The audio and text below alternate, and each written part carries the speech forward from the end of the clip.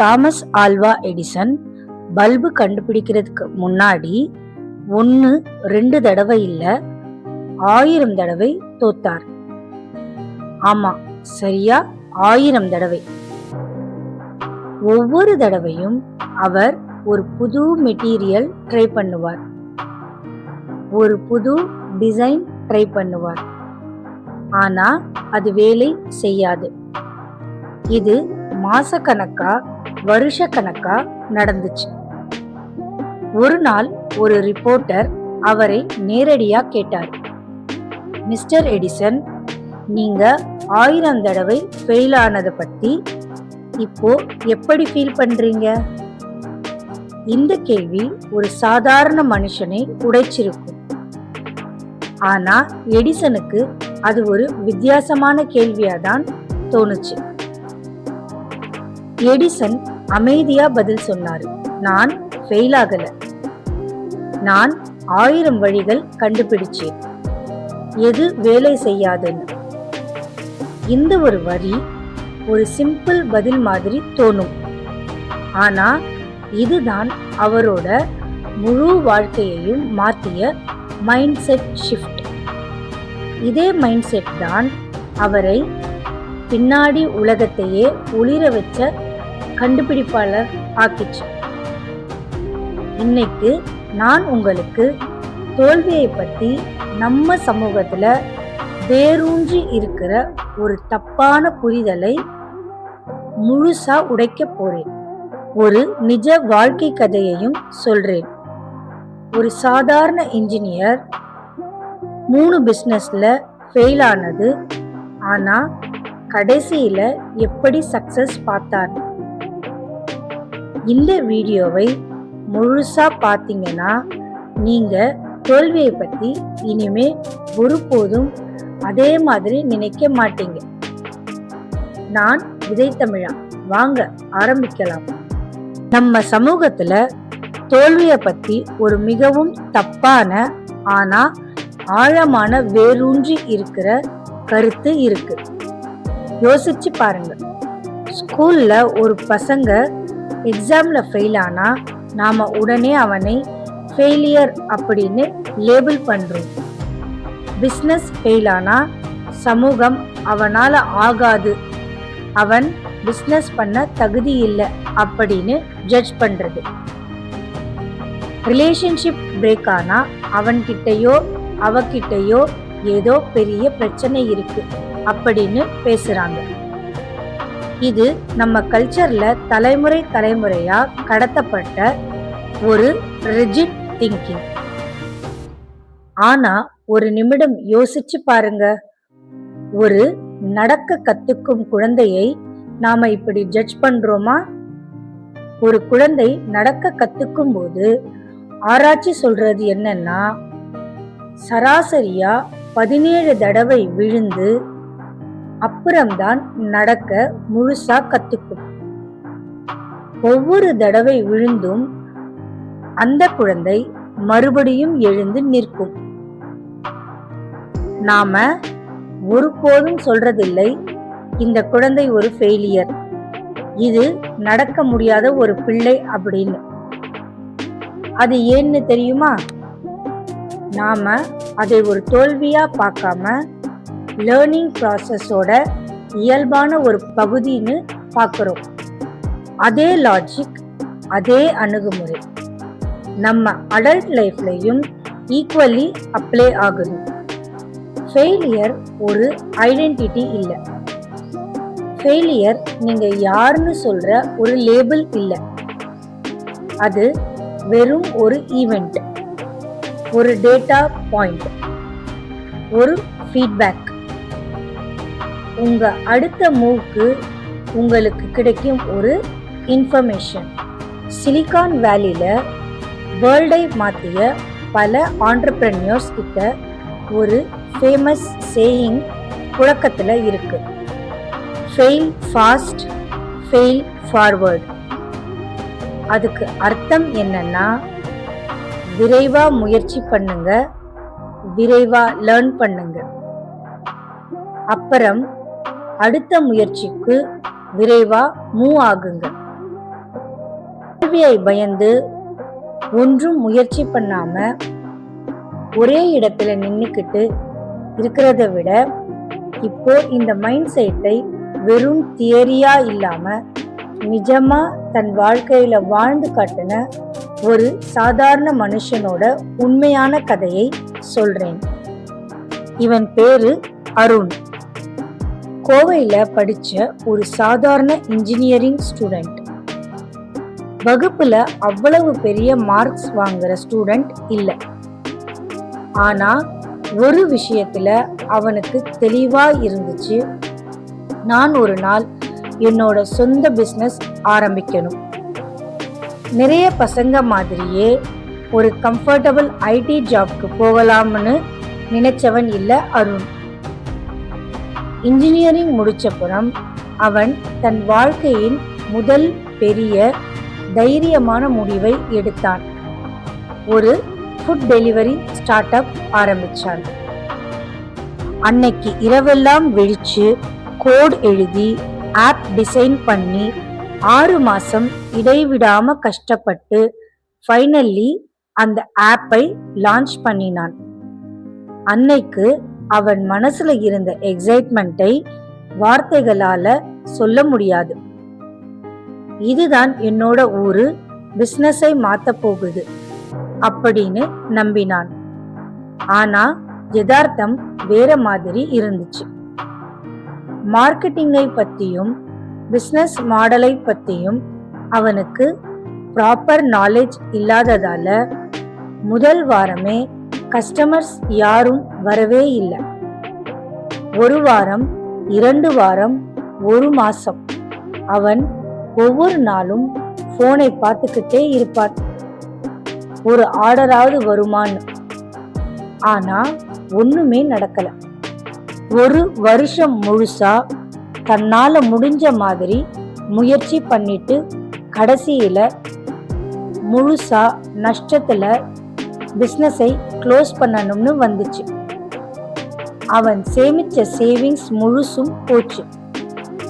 அதுக்கு மேல குடும்பத்தோட 2 லட்சம் ரூபாய் கடன் வேற தலையில வந்து விழுந்துச்சு.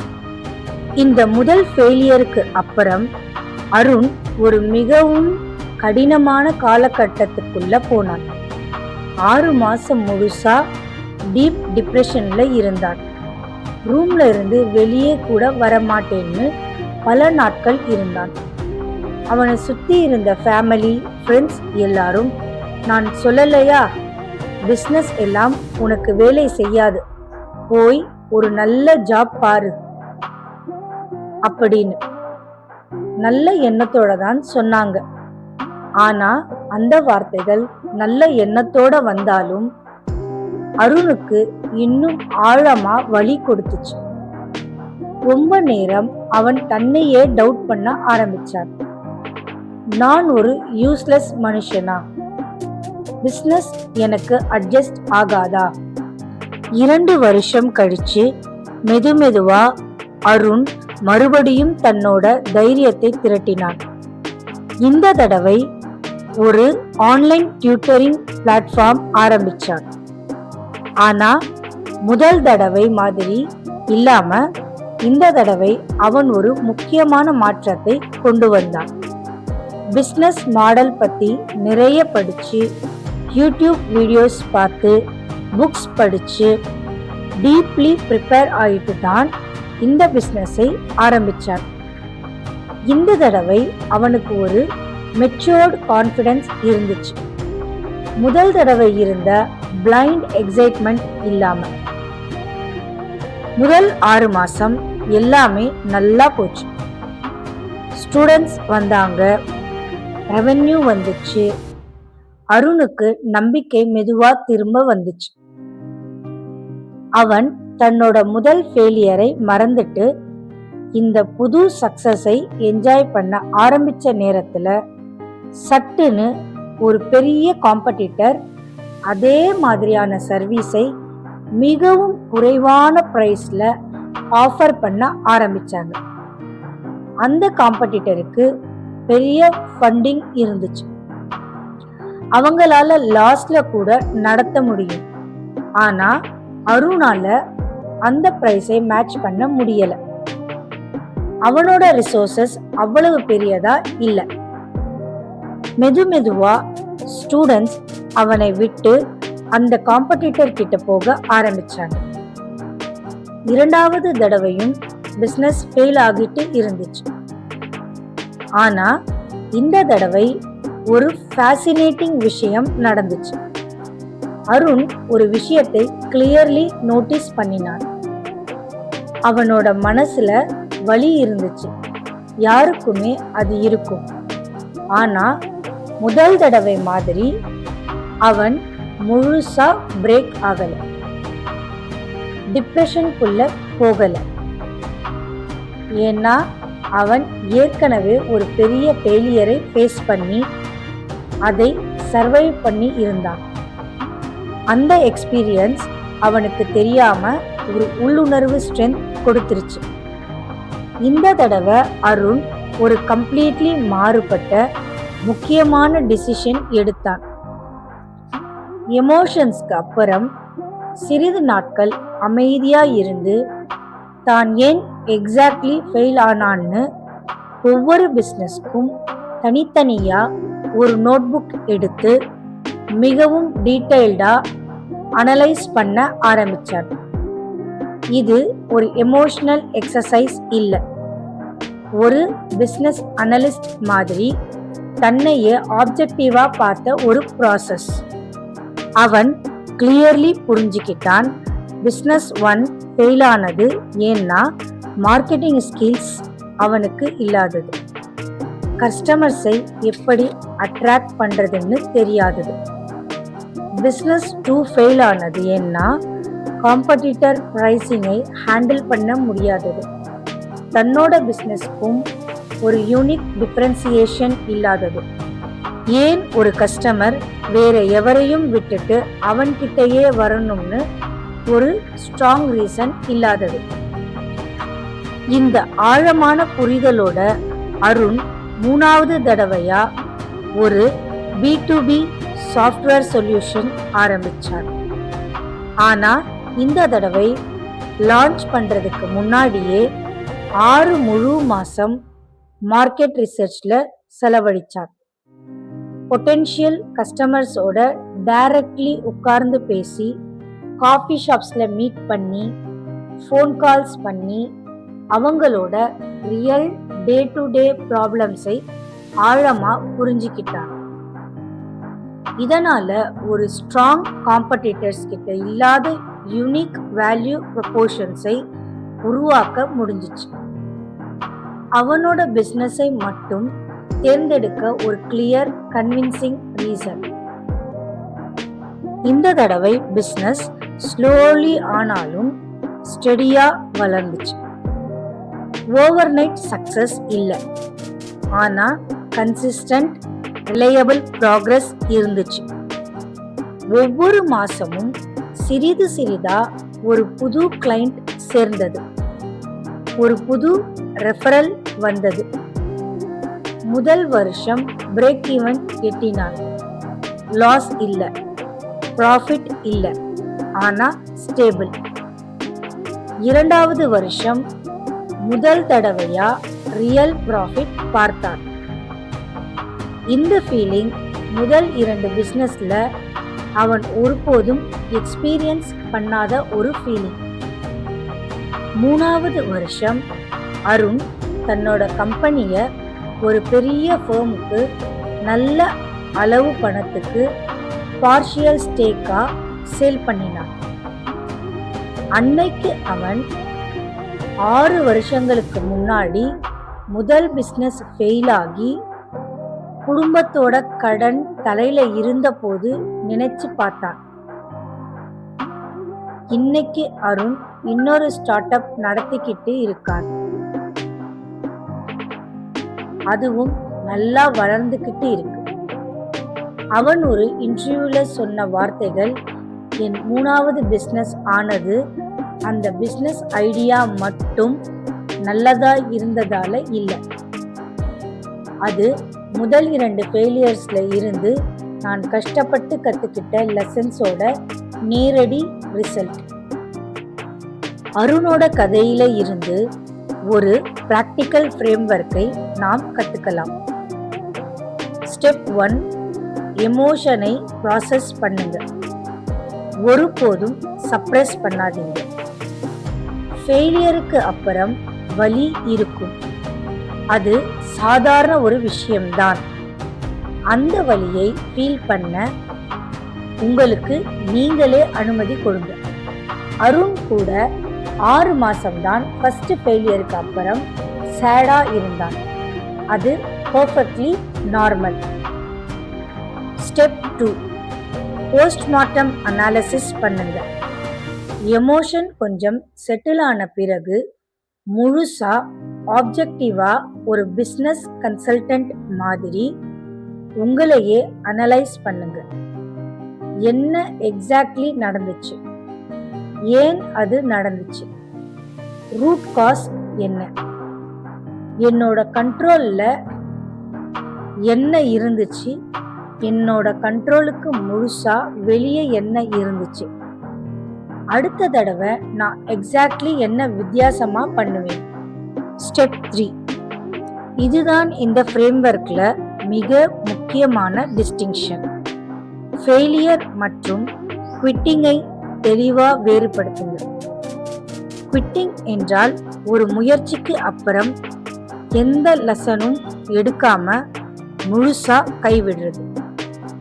ஆனா பைவட்டிங் அல்லது லேர்னிங் என்றால் ஒரு அப்ரோச் வேலை செய்யலைன்னு தெளிவா ரியலைஸ் பண்ணி அதுல இருந்து லேர்ன் பண்ணி ஒரு டிஃபரண்ட் மேம்பட்ட அப்ரோச்சோட தொடர்றது. அருண் தன் பிஸ்னஸ் ஐடியாவை கைவிடல. அவன் தன்னோட அப்ரோச்சை மட்டும்தான் ஒவ்வொரு ஃபெயிலியருக்கும் அப்புறமும் மாத்தினான். ஸ்டெப் 4, ஃபாஸ்டா ஃபெயில் பண்ணுங்க. ஆனா ஸ்மார்ட்டா, நேரத்தை வீணா வேஸ்ட் பண்ணி ஒரு அப்ரோச் வேலை செய்யாதுன்னு தெரிஞ்சும் அதிலேயே தொடர்றதை விட விரைவா அதை ரியலைஸ் பண்ணி அட்ஜஸ்ட் பண்றது தான் பெட்டர். அருணோட 3வது பிஸ்னஸ் லான்ச் பண்றதுக்கு முன்னாடியே மார்க்கெட் ரிசர்ச் பண்ணினதால பெரிய காஸ்ட்லி தப்புகளை அவாய்ட் பண்ண முடிஞ்சிச்சு. இப்போ ஒரு ஹானஸ்ட் கேள்வி எழும். எப்போ ஒரு விஷயத்தை தொடர்றது, எப்போ நிறுத்துறது? இதோ உங்களுக்கே கேட்டுக்க வேண்டிய கேள்விகள். முதல் கேள்வி, நான் இந்த ஃபெயிலியர்ல இருந்து ஒரு ஸ்பெசிபிக் கிளியர் லெசன் கத்துக்கிட்டேனா? எஸ்னா அந்த லெசனை அப்ளை பண்ணி தொடரலாம். நோனா ஏன் இல்லைன்னு ஆழமா யோசிங்க. செகண்ட் கேள்வி, இது என்னோட உண்மையான பேஷனா இருக்கா அல்லது வெறும் ஈகோவா இருக்கா?